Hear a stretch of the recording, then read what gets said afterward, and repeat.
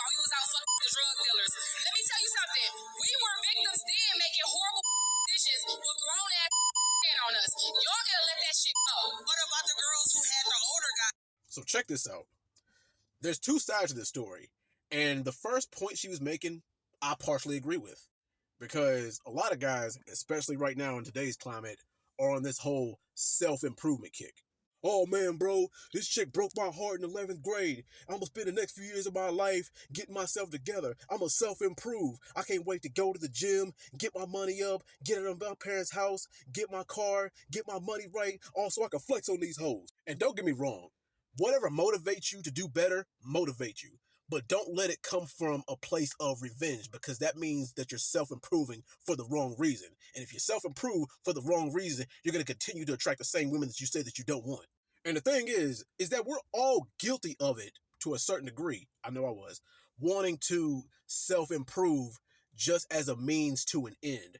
All just to give a person that we had feelings for or who we thought we liked at the time the middle finger.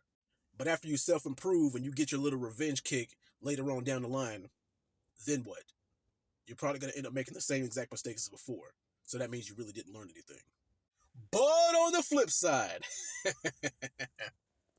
what was it that the great Mike Jones once said? Back then they didn't want me. Now I'm hot, they all on me. Yes, sir. But it's just a damn shame that it took you 15 years, 12 abusive relationships, 4 failed marriages, 3 badass kids, and 70 dingalings later for you to finally come around and realize that you chose wrong. And to make matters even worse, and this is something that you left out, is, I want you guys to answer this question for me, is, despite knowing this, does that woman's opinion of that guy change? I'm going to answer that for you. Hell nah. Because in her eyes, she's like, well, I thought you was a cornball back then.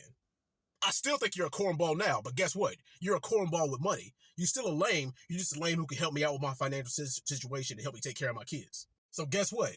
Even if you come up, even if you self-improve, even if you become a better person, guess what? She will only like you for stability. She won't like you for the man that you are. And as far as being a victim of circumstance as opposed to taking accountability, don't get me wrong, there are bad men out here who ain't shiznit, but you choosing to mess with them because of a thrill and then becoming a victim when you know exactly what you're getting yourself into, that's called karma, sweetheart. Me playing victim for a choice that I made, knowing that it's not good for me, is like me jumping into a damn shark tank and then expecting the shark not to bite me. It doesn't make any sense. And this can't be stressed enough. But if it happens more than once, you're not a victim.